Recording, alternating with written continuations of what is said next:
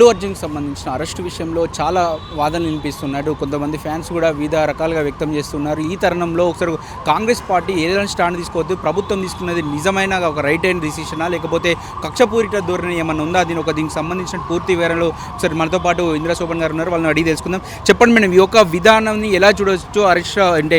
Arrest చేయడం జరిగింది, కక్షపూరితంగా చేశారని ఒక వాదన కూడా వినిపిస్తుంది. దీనిలో అల్లు అర్జున్ ఒక ప్రమేయం లేకున్నా కూడా అరెస్ట్ జరిగిందని చెప్పేసి అంటున్నారు. మీరు ఏమంటారు? ఫస్ట్ ఆఫ్ ఆల్ కాంగ్రెస్ ప్రభుత్వం అన్నది డెమోక్రటిక్గా ఉంటుంది. తప్పు జరిగితే దాని దృష్ట్యా ఉన్నటువంటి గ్రౌండ్ రిపోర్ట్ నేపథ్యంలోనే తన యొక్క చర్యలు ఉంటాయి. ఇక్కడ అల్లు అర్జున్ గారు మాకేం శత్రువు కాదు. అల్లు అర్జున్ గారు కుటుంబ సభ్యులు కాంగ్రెస్ పార్టీ కదా. కాంగ్రెస్ పార్టీ అయినప్పటికీ కూడా అతను తప్పు చేస్తే అతనిపైన చర్యలు ఉంటాయి తప్ప కక్షపూరితమైన ధోరణిలో చేయాల్సినటువంటి అవసరము రేవంత్ రెడ్డి గారికి కానీ కాంగ్రెస్ ప్రభుత్వానికి కానీ కాంగ్రెస్ పార్టీకి కానీ లేదని సందర్భంగా సుస్పష్టం చేస్తున్నాను. ఎందుకు అనంటే జరిగినటువంటి అరెస్టు నేపథ్యంలో వాళ్ళు కంప్లైంట్ పెట్టారు. కంప్లైంట్ పెట్టినప్పుడు కంప్లైంట్ తీసుకోవాల్సిన బాధ్యత డిపార్ట్మెంట్ది. సో ఆ కంప్లైంట్ తీసుకున్నారు. ఒక సెలబ్రిటీగా తను అక్కడికి వచ్చినప్పుడు ఆ సందర్భంలో ఉన్నటువంటి నేపథ్యంలో అక్కడ జరిగినటువంటి తొక్కిసలాటలో తన యొక్క ఫ్యామిలీ మెంబర్ ఒకరు పోయి ఉన్నారు, ఇంకొకరు హాస్పిటల్లో ఉన్నారు. కాబట్టి సో ఒక పేదవాడి పట్ల జరిగినటువంటి నేపథ్యంలో దానిని మనం స్పందించాల్సిన బాధ్యత ప్రభుత్వం పైన ఉంది. స్పందించడం జరిగింది. సో ఆటోమేటిక్గా తను కూడా సహకరించారు. ఎక్కడ కూడా దానిని ఆయన ఇది ఇల్లీగల్ అయినో ఇంకో రకంగా తను అల్లు అర్జున్ కూడా ఎక్కడ కూడా చెప్పలేదు. సో ఒక సెలబ్రిటీగా నేను అక్కడికి వెళ్ళడం వల్ల ఇంతమంది రావడము, నా అభిమానుల పట్ల అతను జరిగిన కుటుంబానికి నేను అండగా ఉంటానని తను చెప్పడం జరిగింది.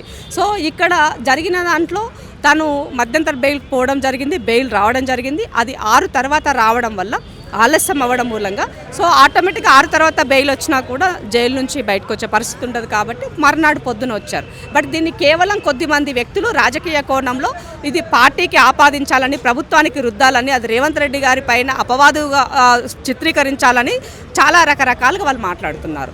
ఆ రోజు మాట్లాడినటువంటి బీఆర్ఎస్ పార్టీ నాయకులు కూడా ఆత్మపరిశీలన చేసుకోవాల్సిన అవసరం ఉంది. పేదవాడికైనా ఉన్నవాడికైనా లేనివాడికైనా చట్టం ఒకే రకంగా పనిచేస్తుంది.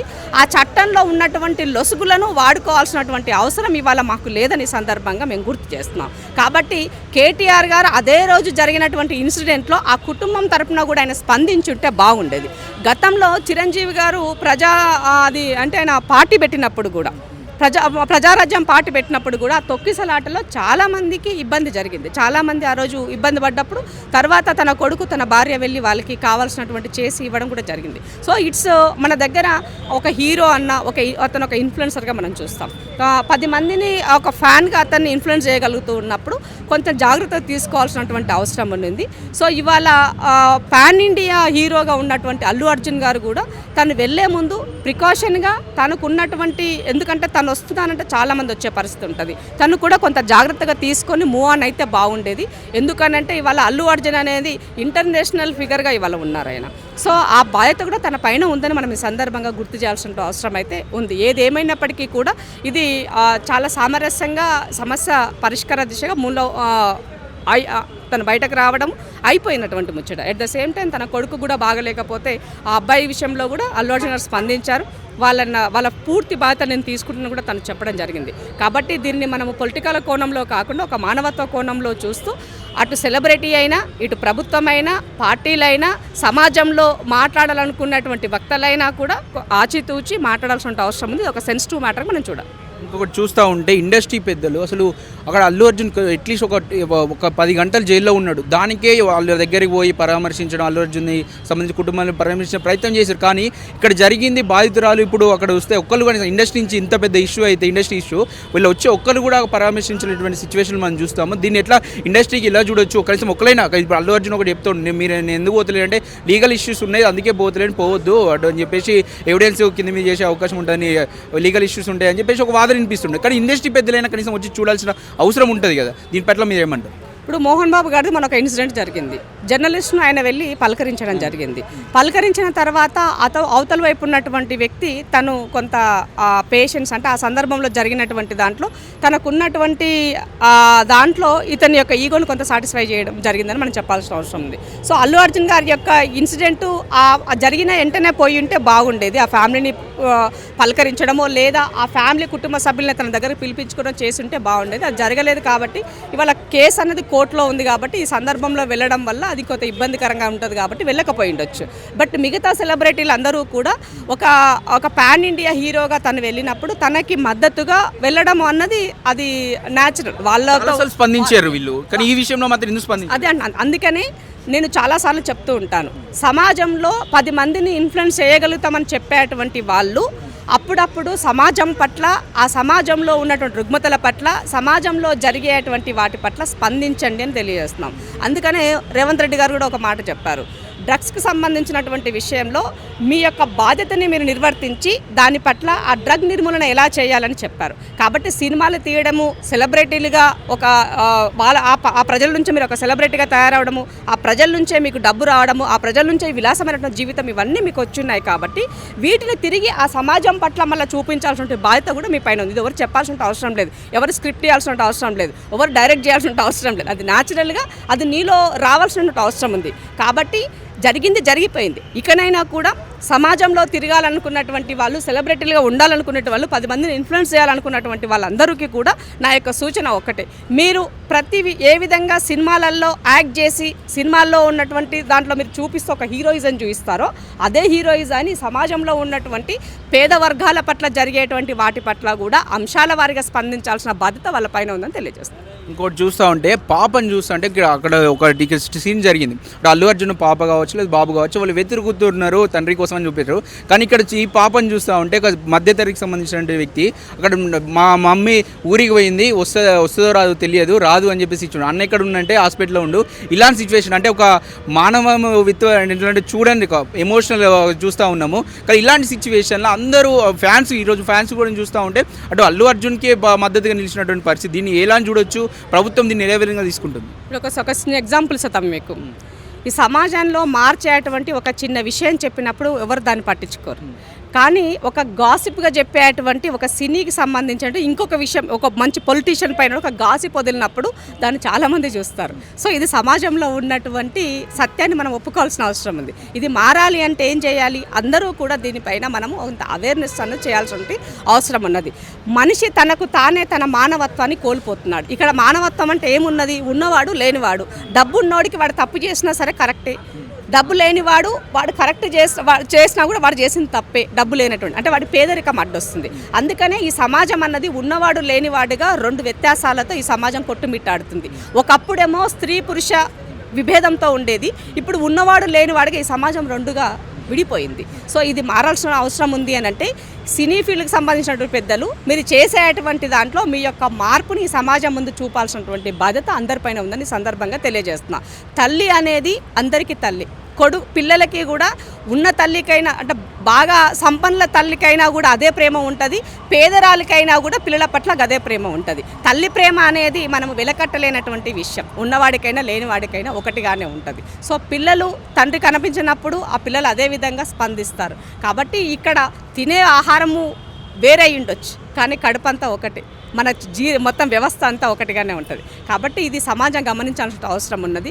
ఉన్నవాడైనా లేనివాడికైనా కూడా మానవత్వ కోణంలో, సమాజ కోణంలో స్పందించాల్సిన బాధ్యత ప్రతి ఒక్కరిపైన ఉందని గుర్తు చేస్తుంది. ప్రతిపక్షకు సంబంధించినటువంటి నేతలు కూడా చాలామంది కామెంట్స్ చేశారు, అల్లు అర్జున్ అరెస్ట్ అక్రమం అని చెప్పడం జరిగింది. కానీ ఒక్కరు మాత్రం కూడా ఇక్కడికి బాధితురాల దగ్గర కావచ్చు లేకపోతే అక్కడ సంబంధించిన హాస్పిటల్కి పోయి పరామర్శించే ప్రయత్నం ఆ కుటుంబానికి చేయలేదు. ఏమంటారు దీని పట్ల? నేను అదే చెప్పాను ఇంతసేపు, మీకు జరగలేదు వెళ్ళలేదు అనే దానికి ఇప్పుడు మీకు ఇంకో ఎగ్జాంపుల్ కూడా ఇస్తుంది. దీంట్లో ఆ మధ్యకాలంలో ఒక 2 మహిళలకు అత్యాచారం జరిగింది. ఒక మహిళకి సంబంధించినటువంటి జరిగిన ఇష్యూ మాత్రం హై లెవెల్లో, టాప్ లెవెల్లో అది అయ్యింది. వాళ్ళ పేరు మీద కూడా చట్టాలు వచ్చాయి. ఇంకో కోణంలో ఒక పేద మహిళలకు జరిగినప్పుడు అది ఎక్కడా కూడా దానికి అది గుర్తింపు రాలే. సో సమాజంలో ఈ వివక్షత ఉంది, మనం గుర్తించాలి. ఈ వివక్షత నుంచి బయటపడాలి అని అంటే సమాజంలో మన వంతు పాత్ర మనం ఏం చేయాలి? యాజ్ అ జర్నలిస్ట్గా మీరేం చేయాలి? సమాజాన్ని ఏమంటారు మేల్కొల్పే దాంట్లో యాజ్ అ పొలిటీషియన్గా మేము ఏం చేయాలని ఆలోచించుకోవాల్సిన అవసరం ఉందని తెలియజేస్తాం. అంటే ప్రభుత్వం అల్లు అర్జున్ సంబంధించి లీగల్ టీంతో వాళ్ళతో పోరాటంలో విఫలమైందని చెప్పవచ్చు. ప్రభుత్వ న్యాయవాదులు కావచ్చు వాళ్ళు, ఎందుకంటే ఇంత త్వరగా అసలు ఒక మామూలు వ్యక్తికి ఇంత త్వరగా బెయిల్ రావడం కావచ్చు ఇలాంటివి జరగవు. కానీ ఒక స్టార్ కాబట్టి, పైసలు ఉన్నాయి కాబట్టి ఈరోజు పైసలతోని ఒక న్యాయాన్ని దక్కించుకున్నటువంటి పరిస్థితి ఆ వాదన వినిపిస్తుంది. అంటే న్యాయాన్ని ఒక డబ్బుతో కొనొచ్చా? మీరు ఏమంటారు దీనిపైన? మీకు ఇంకో ఎగ్జాంపుల్ కూడా ఇస్తాను. నువ్వు గుడికి పోతావు, తర్వాత ఇంకో పెద్ద సెలబ్రిటీ కూడా గుడికి పోతాడు. తిరుపతి వెంకన్న దగ్గర పోవాలంటే నువ్వు పోవడానికి కష్టపడాలి, ఆ సెలబ్రిటీ పోవాలంటే డైరెక్ట్గా పోతాడు. అవునా? అంటే ఇక్కడ ఉన్నవాడికి లేనివాడికి చాలా వ్యత్యాసం ఈ సమాజంలో ఉంది. అది మారాల్సిన అవసరం ఉందని తెలియజేస్తున్నాను. సో చట్టాలు, న్యాయము ఉన్నవాడికైనా లేనివాడికైనా ఒకే రకమైన న్యాయం జరగాల్సిన అవసరం ఉంది. బట్ ఆ న్యాయం జరుగుతుందా? ఇవాళ న్యాయం జరుగుతుందా? న్యాయం కూడా ఇన్ఫ్లుయెన్స్ చేయబడుతుంది. ఆ ఇన్ఫ్లుయెన్స్ ఏ విధంగా చేయబడుతుంది అనే దానికి అందరికీ తెలిసినటువంటి విషయం. ఇవాళ మలన సాగర్ బాధితుల కోసం మేము ఆ రోజు పోరాటం చేశాం. ఆ మలన సాగర్ బాధితుల ఇష్యూ పట్ల ఒక జరుగుతున్నటువంటి నేపథ్యంలో ఆ రోజు ఉన్నటువంటి ముఖ్యమంత్రి కేసీఆర్ గారు డైరెక్ట్గా వెళ్ళి జస్టిస్ గారిని కలిశారు, చీఫ్ జస్టిస్ని కలిశారు. చీఫ్ జస్టిస్ని కలిసినటువంటి విషయాన్ని నేను మినిట్స్ నాకు కావాలి, మీరు ఆ సందర్భంలో ఏం డిస్కస్ చేశారు, నాకు అది కావాలని నేను ఆర్టీఐ రాసా. నేను ఆర్టీఐ రాస్తే 2 నెలల తర్వాత ఆర్టీఐకి రెస్పాండ్ అవ్వకపోతే నేను 2 months తర్వాత వెళ్తే అప్పుడు మాకు ఇచ్చి ఈ 16(1) సెక్షన్ కింద నీకు అడిగే రైట్ లేదని నాకు ఇచ్చారు. అంటే యాజ్ ఏ సిటిజన్గా నాకు తెలుసుకునే బాధ్యత ఉంది. ఎప్పుడు ఎక్కడ ఓ ముఖ్యమంత్రి ఒక సుప్రీంకోర్టు హైకోర్టు జడ్జి ఎక్కడ కలుసుకున్నటువంటి దాఖలాలు లేవు. మీరు కలిసారు, ఆ కలిసిన తర్వాత కొన్ని మార్పులు వచ్చాయి, ఆ జడ్జిమెంట్లో కొన్ని మార్పులు వచ్చాయి. కాబట్టి ఏం జరిగిందన్న దానికి నాకున్నటువంటి అనుమానాన్ని నివృత్తి చేసుకోవడం కోసం నేను అడిగా, కానీ రాలేదు. అంటే కాబట్టి దీన్ని బట్టి మనం గమనించుకోవాలి. అల్టిమేట్గా ఇక్కడ మార్పు ఎక్కడి నుంచి జరగాలంటే ప్రజల నుంచి జరగాలి, సమాజం నుంచి జరగాలి. ప్రతి వేదికలో ప్రతి దగ్గరలో నీ ప్రశ్నించే తత్వాన్ని నేర్చుకోవాలి. నీ స్వార్థం కోసం పనిచేస్తే ఏదో ఒకరోజు అది నిన్ను ముంచుతుందన్నది గుర్తుపెట్టుకోవాల్సిన అవసరం. ఇంకోటి చూస్తుంటే ఈ ప్రజాపాలనలో ఇప్పటికైనా ప్రజల పక్షం ప్రభుత్వం నిలిచి ఇలాంటి సమస్య వచ్చినా ప్రజలకు ఎలాంటి మేలు చేయబోతుంది, ప్రజల వైపు ఎలా నిలవబోతుంది ప్రజాప్రభుత్వం? ప్రజా సంక్షేమం కోసము ప్రతి విషయాన్ని ట్రాన్స్పరెంట్గా, అకౌంటబిలిటీగా ఉండడం కోసం ఈ ప్రభుత్వం పనిచేస్తుంది. సో పనిచేస్తున్నటువంటి నేపథ్యంలో సంక్షేమము ఒక రకంగా, అలాగే ఇచ్చినటువంటి ఈ సమాజంలో ఉన్నటువంటి వాళ్ళ మహిళలైనా, కార్మికులైనా, కర్షకులైనా, రైతులైనా వాళ్ళ పట్ల ఒక చిత్తశుద్ధిగా ఇచ్చిన హామీలు నెరవేర్చుకునే దిశగా ఆర్థిక క్రమశిక్షణతో, అంటే ఇబ్బడి ముబ్బడిగా అప్పులు చేయకుండా ఉన్న వాటితో ఈ ప్రజలకి నేను ఏ రకమైన సంక్షేమాన్ని అందిస్తున్న విధంగా మంత్రివర్గంతో పాటుగా ముఖ్యమంత్రి గారు అహర్నిశలు పనిచేస్తూ ఏ విధంగా వెళ్ళాలన్నది ప్రతి విషయాన్ని ప్రతిపక్షాన్ని ఇన్వాల్వ్ చేస్తున్నారు. మీరు చర్చకు రండి, దీనిపైన మనం చర్చ చేద్దాం. అలాగే మేధావి వర్గాల దగ్గర నుంచి సలహాలు తీసుకుంటున్నారు. మీరు ఇంకేమైనా చెప్పేది ఉంటే మాకు చెప్పండి. ఏ విషయం తీసుకున్నా కూడా ఈ మధ్యకాలంలో జరిగిన జయ తెలంగాణ అయినా, తెలంగాణ తల్లి విగ్రహం అయినా, ఇవాళ కొన్ని సంక్షేమ పథకాలు అయినా, కొన్ని ఎంప్లాయ్మెంట్కి సంబంధించిన విషయాల పట్ల అయినా ఏ విషయం తీసుకున్నా కూడా ముఖ్యమంత్రి గారు భేషజాలకు పోకుండా ఇది ప్రభుత్వము ప్రజల భాగస్వామ్యంతో నడవాలి అనేది తన ఉద్దేశం. ఆ నేపథ్యంలో నీ ప్రభుత్వం ముందుకెళ్తుంది. కాంగ్రెస్ అంటేనే డెమోక్రటిక్గా ఉంటుంది. ఆ ప్రభుత్వాలు కూడా ఆ విధంగా పనిచేయాలని కోరుకుంటాయి. ఇవాళ దేశవ్యాప్తంగా రాహుల్ గాంధీ గారు రాజ్యాంగం పట్ల అవగాహన కల్పిస్తూ దేశంలో ఉన్నటువంటి ప్రజలందరినీ ఏకతాటిపైకి తీసుకొచ్చే ప్రయత్నంలో ఆయన చేస్తూ ఉన్నప్పుడు ఆయన నాయకత్వంలో పనిచేసేటువంటి మేమందరం కూడా డెఫినెట్గా అది ఫాలో అవుతాం. ఈరోజు చూస్తూ ఉంటే బేడీలు వేసుకొని రైతులకు బేడీలు వేసింది ప్రభుత్వం. ఈ ప్రభుత్వం అసలు రైతుల పట్ల వివక్ష చూపిస్తుంది అని చెప్పేసి పెద్ద ఎత్తున ధర్నా చేశాను బీఆర్ఎస్ పార్టీ ప్రభుత్వం. అంటే వాళ్ళు మీరు దీనిపైన ఏమంటారు? దయ్యాలు వేదాలు వల్లించినట్టుంది అంట నేను. ఎందుకనంటే ఖమ్మంలో రైతులకు బేడీలు వేసినాడు తెలియదా? ఖమ్మంలో ఉన్నటువంటి రైతులను వాళ్ళు జస్ట్ ఏమడిగినారు మిమ్మల్ని ఆ రోజు? మార్కెట్లో, మిర్చి మార్కెట్లో వాళ్ళ యొక్క రేట్ని పెంచమని అడిగినారు. ఇవాళ మీరేం చేస్తున్నారు? ఇవాళ జరిగినటువంటి ఇన్సిడెంట్లో, మొన్న లగచర్ల ఇన్సిడెంట్లో ముఖ్యమంత్రి గారు వెంటనే రెస్పాండ్ అయ్యి అంత అవసరం ఏమొచ్చింది, ఈ దౌర్భాగ్య పని చేసిన వాళ్ళు ఎవరు, నాకు వెంటనే నివేదిక కావాలని ముఖ్యమంత్రి గారు స్పందించారు. అత్యుత్సాహంతో అక్కడ ఇక్కడ ఎవరైనా పోలీసులు అలాంటి పనులు చేసినప్పుడు ఇమీడియట్గా ఆయన రెస్పాండ్ అయ్యి వాళ్ళకి చివాట్లు పెట్టడము, వాళ్ళకి పనిష్ చేయడమో జరుగుతుంది. బట్ గత ప్రభుత్వంలో రైతులకి బేడీలు వేసినాడు, మీరు స్పందించలేదు. ముఖ్యమంత్రి ఆ ఊసే ఎత్తలేదు. గిరిజన మహిళలకి బాలెంతలని కూడా చూడకుండా వాళ్ళు ఏమంటారు పోడు వ్యవసాయం చేసుకుంటున్నారని వాళ్ళని తీసుకెళ్ళి మీరు జైల్లో పెట్టి పచ్చి బాలంతరాలను జైల్లో పెట్టి వాళ్ళతో నూకలను మీరు పొతం చేపించినాడు. ఎన్నడూ మీరు స్పందించలేదు. మాలాంటి వాళ్ళము మహిళా కమిషన్ని ఆశ్రయించాము, హ్యూమన్ రైట్స్ని ఆశ్రయించాము, బట్ మీరు ఎక్కడేం చేయలేదే. అలాగే ఎక్కడైనా పిల్లలైనా చనిపోతే కూడా మీరు ఎన్నడూ స్పందించలేదు. వాళ్ళు ఎలా ఉన్నారని కూడా మీరు వెళ్ళి వాళ్ళతో మాట్లాడలేదు. స్కూల్లో పిల్లలు వాళ్ళ ఫుడ్కి సంబంధించి ఎక్కడైనా ఇబ్బందులు జరిగినప్పుడు ఆహారం బాగాలేదని, పురుగుల ఆహారం పెడుతున్నారని, అసలు సరి అయినటువంటి జాగ్రత్తలు తీసుకోవట్లేదని, ఎక్కడైనా ఇన్సిడెంట్ అస్వస్థకు గురైనప్పుడు కూడా మీరు ఎవరు వెళ్ళలేదు. మంత్రులు వెళ్ళలేదు, ముఖ్యమంత్రి వెళ్ళలేదు. బట్ ఇవాళ ఈ ప్రభుత్వంలో ముఖ్యమంత్రి వెళ్ళారు, మంత్రులు వెళ్ళారు. అక్కడ ఉన్నటువంటి దాని పట్ల ఎప్పటికప్పుడు వాళ్ళతో రిపోర్ట్ తీసుకుంటున్నారు. దాంతోపాటు ఒక ఎడ్యుకేషన్ కమిషన్ వేశారు. ఆ ఆ కమిషన్ దానిపైన పరిశీలన వైపుకి పనిచేస్తుంది. ఒకవేళ ఫుడ్కి సంబంధించినటువంటి దాంట్లో ఒక మెన్యూని ఇచ్చారు. నెలలో 4 వారాలు ఉంటే 4 వారాల్లో మీరు ఏ ఫుడ్ పెట్టాలి, ఎంత క్వాలిటీ ఫుడ్ పెట్టాలి, వాళ్ళకి ప్రోటీన్ ఫుడ్ ఏ రకంగా ఇవ్వాలి, అవి బ్రేక్ఫాస్ట్ దగ్గర నుంచి నైట్ డిన్నర్ వరకు ఏమి ఉండాలని ఒక మెన్యూని చేసి ఇచ్చారు. 40% ఇవాళ దాని యొక్క కాస్ట్ని పెంచారు. పిల్లలకి ఇచ్చేటువంటి కాస్మెటిక్స్ని కూడా వాటి యొక్క కాస్ట్ని పెంచి ఇచ్చారు. అంటే ఈ ప్రభుత్వానికి చిత్తశుద్ధి ఉన్నట్టే కదా. మరి మీకు మాట్లాడే రైట్ ఎక్కడిది? ఇవాళ మీరు చేతులకి బేడీలు వేసుకొని వచ్చి అవి ఫోజుల కోసమే, మేమేదో చేస్తాం చెప్పుకోవడం కోసం, వాళ్ళ అస్తిత్వం కోసమే తప్ప అలా మీరు చేస్తే నవ్వుకుంటుంది సమాజం. నువ్వు తప్పు చేయకుండా నువ్వు ఎదుటోడికి శుద్ధులు చెప్తే బాగుంటుంది. నువ్వు అన్ని తప్పులు చేసి శుద్ధపూసలేక శుద్ధులు చెప్తే ఎవరు నమ్ముతాడు మిమ్మల్ని? కాబట్టి మీరు సత్యహరిచంద్ర కుమారులు కాదు. మీరు దాన్ని నిలుపుకునేటువంటి నైతిక బాధ్యత కూడా మీ పైన లేదు. తెలంగాణ తల్లి ఇటు రేవంత్ రెడ్డి కుటుంబం వాళ్ళు పోలియో ఉందని చెప్పేసి ఒక వాదన వినిపిస్తుంది. మేము రాగానే మళ్ళీ తొలగిస్తాం తెలంగాణ తల్లిని అని చెప్పేసి, దాని ప్లేస్లో పాత విగ్రహాన్ని మళ్ళీ పెడదామని చెప్పేసి బీఆర్ఎస్ పార్టీ చెప్తూ ఉంది. మీరేమంటారు? గడిల దొరసాని పోయిందని బాధ ఉన్నట్టుంది వాళ్ళ అన్నకు. అందుకని ఊకే పదే విగ్రహం తొలగిస్తామని చెప్తున్నారు. తెలంగాణ ఉద్యమంలో 1969 మూమెంట్లో కూడా తెలంగాణ తల్లి అని అంటే ఆమె ఏ విధంగా ఉంటుంది? ఆ రోజు చేతిలో కూడా బతుకమ్మ లేదు, న్యాచురల్గానే తెలంగాణ తల్లి విగ్రహం ఉన్నది. ఇవాళ మేము ఇచ్చినటువంటి దాంట్లో తెలంగాణ ఆడబిడ్డ అంటే ఎలా ఉంటుంది? కొప్పేస్తుంది, కొప్పులో పూలు పెట్టుకుంటుంది, చెవులకు దిద్దులు ఉంటాయి, మెడకు కంట ఉంటుంది, కింద గుండ్లు ఉంటాయి, ఆమెకు అట్లాగే చేతికి గాజులు ఉంటాయి, కాళ్ళకు కడాలు ఉంటాయి, గొలుసులు ఉంటాయి, మెట్టెలు ఉంటాయి. ఒక కాటన్ చీరతోన ఆమె నడుము బిగించుకొని ఉన్నటువంటి ఉంటుంది. ఒక రైతు వ్యవసాయం చేసే మహిళ అయితే ఆమె చేతిలో కంకి ఉంటుంది. అది తెలంగాణ యొక్క మహిళ యొక్క మహిళని ప్రతిబింబించే విధంగా ఇవాళ తెలంగాణ తల్లిని చూడంగానే ఇవి మా ఇంట్లో మా అమ్మ, మా అక్క, మా చెల్లె, మా వదిన అనే విధంగా ఆమెను రిప్రజెంట్ చేసే విధంగా విగ్రహం ఇచ్చారు. మరి ఇవాళ అదే కేసీఆర్ చేసినటువంటి విగ్రహం వాళ్ళ పార్టీ ఆఫీస్లో పెట్టుకున్నారు. ఆ గడిలో ఉన్నటువంటి గడి అమ్మకి ఏమున్నది? కిరీటం ఉన్నది, జుట్టు వీరబోసుకొని ఉన్నది, అంటే ఆభరణాలు వడ్డానాలు పెట్టుకొని ఉన్నది. మరి నా తెలంగాణ ఆడబిడ్డ వడ్డానం పెడుతుందా? దొరసానమ్మ కాడ బంగారం ఉంది పెడుతుంది, మరి మన దగ్గర లేదు కదా. సో ఒక్క వర్గానికి సంబంధించిన మహిళని రిప్రజెంట్ చేయడం అనేది తెలంగాణ తల్లి కాదు. ఏమంటారు, సగటు మహిళ ఎవరైతే ఉన్నారో ఆమె మా తెలంగాణ తల్లి అనే విధంగా ఇవాళ ప్రభుత్వం తరపున ఇవాళ కవులు, అదే తెలంగాణ ఉద్యమంలో రాసినటువంటి కవులందరూ కూడా ఆ తెలంగాణ తల్లి విగ్రహాన్ని చూసి వాళ్ళు ప్రశంసిస్తున్నారు. వాళ్ళని చూసన్నా సోయి తెచ్చుకోండి. అది వాళ్ళేం రాజకీయాలకు సంబంధం లేదు కదా. ఈ సమాజం పట్ల రాసేటువంటి కవులు, కళాకారులు ఆ తెలంగాణ తల్లి పట్ల ఎక్కడ విమర్శలు చేయలేదు. మీకు చిత్తశుద్ధి ఉంటే మరి ఆ తెలంగాణ తల్లి విగ్రహం ఎందుకో పెట్టలేదు కదా. ఇవాళ మేము పెడితే మీ అక్కస్ ఎందుకు అని అంటున్నాను. టచ్ చేసి చూడండి, చెప్తాం ఏముంటుందో. అందుకనే రేవంత్ రెడ్డి గారు చెప్పారు, దీనిని గతంలో మేము అభయహస్తం అనేది ఒక స్కీమ్ చేసాం, దాన్ని చట్టం చేస్తే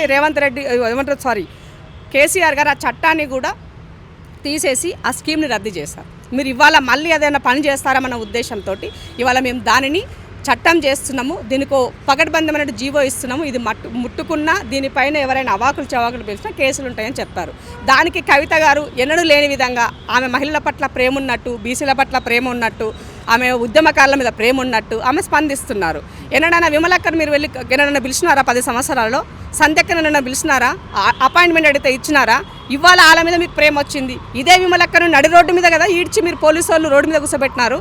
POW సంధ్యను అరెస్ట్ చేసి ఎన్నిసార్లు జైల్లో పెట్టలేదు మీరు? మాలాంటి వాళ్ళని ఎన్నిసార్లు మీరు అరెస్ట్ చేయలేదు? ఎందుకు ఆ ప్రేమ? సవితి తల్లి ప్రేమలు బంద్ చేయండి, రియాలిటీలో బతకండి. ఇంకోటి చూస్తుంటే అరెస్ట్ చేస్తారు కేటీఆర్ అని చెప్పి వాదనలు వచ్చినప్పటికీ ఇప్పుడు మీకు గవర్నర్ నుంచి కూడా ఆమోద ముద్ర దొరికింది. ఇప్పటికైనా అరెస్ట్ చేస్తారా? మాటలతో సరిపెట్టుకుంటారా? చట్టం తన పని చేసుకుంటుందని దీంట్లో ఎవరి ఇన్ఫ్లుయెన్స్ ఉండదు. ప్రభుత్వం ఇన్ఫ్లుయెన్స్ కానీ, పార్టీ ఇన్ఫ్లుయెన్స్ కానీ, ఎవరి ఇన్ఫ్లుయెన్స్ అనేది ఉండదు. కేటీఆర్ అనేటువంటి వ్యక్తి డైరెక్ట్గా ఒక పట్టణ శాఖ మంత్రిగా, ఐటీ మంత్రిగా ఈ రేస్లో ఆయన ఉన్నారు. దానికి సంబంధించినటువంటి అధికారి ఆల్రెడీ అరవింద్ కుమార్ని అరెస్ట్ చేశారు, ఆయన ఎంక్వైరీ చేశారు, అది నడుస్తుంది. ఇవాళ దాని నెక్స్ట్ ఉన్నటువంటి ఆ గ్రౌండ్ రిపోర్ట్ నేపథ్యంలోనే కేటీఆర్ గారి పైన చర్యలు ఉంటాయి. సో ఆ నేపథ్యంలో తన పని తను చేసుకుంటూ పోతున్నప్పుడు దీంట్లో ఎవరి ఇన్వాల్వ్ ఉంటుంది? మీలాగా ఒక డ్రోన్ ఎగరవేశారని చెప్పేసి అక్కసుతోటి రాజకీయ కోణంలో రేవంత్ రెడ్డి గారి గొంతు నొక్కాలని చెప్పేసి మీరు చేసినట్టుగా ఈ ప్రభుత్వం చెయ్యదు. మీరు ఆ రోజు డ్రోన్ ఎగరవేశారని బెడ్రూమ్లోకి వెళ్ళి ఆయన తలుపులు పగలగొట్టి తీసుకొచ్చి అరెస్ట్ చేశారు. బట్ ఇవాళ ఈ ప్రభుత్వము అలా చేయడానికి సిద్ధంగా లేదు. చట్టపరంగా నువ్వు చేసినటువంటి తప్పులు అక్కడ ఎక్కడైతే ఆ మనీ లాండరింగ్ విషయం అయిండొచ్చు, ఆ స్కీమ్కి సంబంధించినట్లు ఎలాంటి స్కామ్ జరిగింది, ఆర్థికంగా ఎవరికి ఏం బెనిఫిట్ జరిగింది, ఈ ప్రభుత్వ సొమ్మును ఏ విధంగా దుర్వినియోగం చేశారో దానిపైన ఎంక్వైరీ జరుగుతుంది. ఆ ఎంక్వైరీలో మీరు తప్పు తేలితే డెఫినెట్గా శిక్షార్హులు అవుతారు. దమ్ముంటే అరెస్ట్ చేయండి అని చెప్పేసి మాట్లాడుతుంది కేటీఆర్. తప్పకుండా చేస్తామే. మాకు దమ్ముంది కాబట్టే మిమ్మల్ని ప్రగతి భవన్ నుంచి బయటకిడ్చి ఫామ్ హౌస్కి పరిమితం చేసిండు రేవంత్ రెడ్డి. అది మర్చిపోతే ఎట్లా? ఈ తెలంగాణ సమాజం 4 కోట్ల ప్రజల దమ్ము ఇవాళ కాంగ్రెస్ ప్రభుత్వానిది. ఈ మీ నలుగురు యొక్క దమ్మును దిగజార్చి 4 కోట్ల ప్రజల దమ్మేందో చూపించినారు. ఆ దమ్ము గురించి మాట్లాడితే అందరూ నవ్వుకుంటారు. ఎందుకు ఇదంతా ముచ్చట ఇప్పుడు మనకి? ఇది సంగతి. ఎప్పుడు ప్రజల పక్షాన్నే ప్రభుత్వం నిలుస్తే తప్ప, లేకపోతే వేరే వాళ్ళ పక్షంలో స్టార్ అయినంత మాత్రమో, లేకపోతే ఇక పెద్ద పరుగుబాటి డబ్బులు ఉన్నంత మాత్రం వాళ్ళకు ఒక మద్దతు ఇయ్యడు. ప్రభుత్వం ఎప్పుడు పేదల పక్షాన్ని నిలిచి వాళ్ళ పక్షానికి సంబంధించిన న్యాయం చేకూర్చేందుకే ప్రభుత్వం ఎల్లప్పుడూ ప్రయత్నం చేస్తుంది. మనతో పాటు ఇంద్రశోభన్ గారు చెప్తున్నారు. కెమెరామెన్ గణేష్తో అక్షిత్, హైదరాబాద్.